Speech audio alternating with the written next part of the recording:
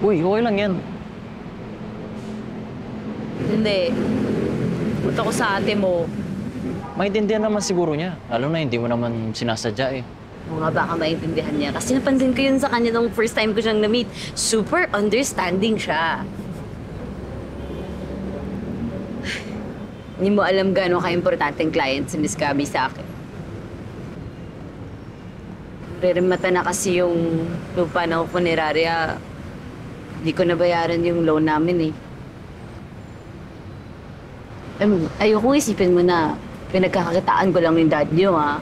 Pero... No. Not at all. Kailangan mo yung business para makatulong sa ibang tao. Teka, alam ko na. May idea ako para masolusyonan yan. Ano, game ka? Game? Ano?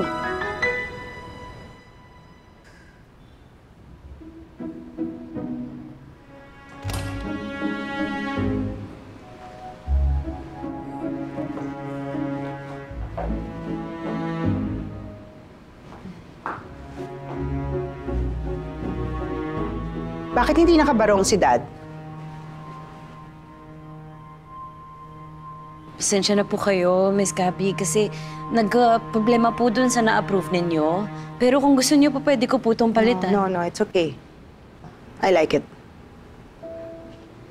Naalala ko yung mga panahon na uwi siya sa bahay. Ganitong kulay ang suot niya na polo pagkatapos ng duty niya. Tapos may dala pa siyang pasalubong. I love you, Dad.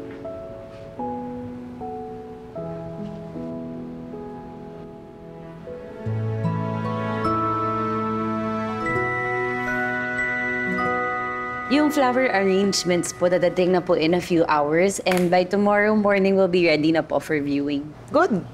Well, I had some food delivered tonight. Alam ko may busy mga staff. Ay, well, thank you po, ma'am. Nag-abala pa po kayo. Thank you, Miss Gabby. O nga pala, yung lalaki kanina, I don't want him near my dad. Okay? Po? Pag nagtangka siyang pumasok dito, I want him removed from the premises, okay? Kaso, Miss, hindi po kasi kami pwede magpalabas ng mga tao basta-basta. Well, kung hindi nyo gagawin yun, pwede kami lumipat ng punerarya ngayon.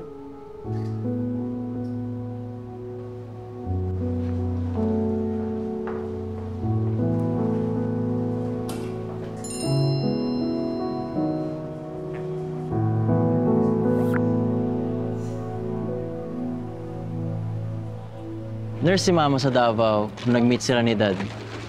Until kinailangan niya umuwi ng Maynila.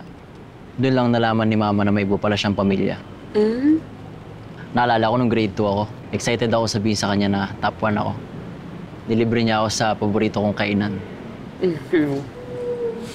Pero after nun, hindi ko na siya nakita. Not until 10 years after. 10 years?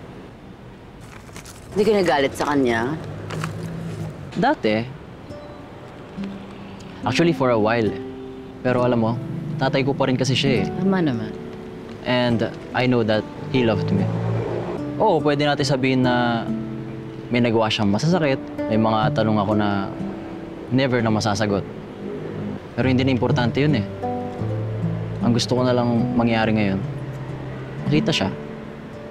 One last time.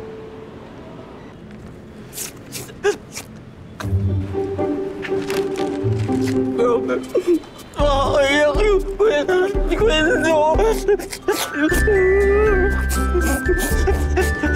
mo siya pansinin.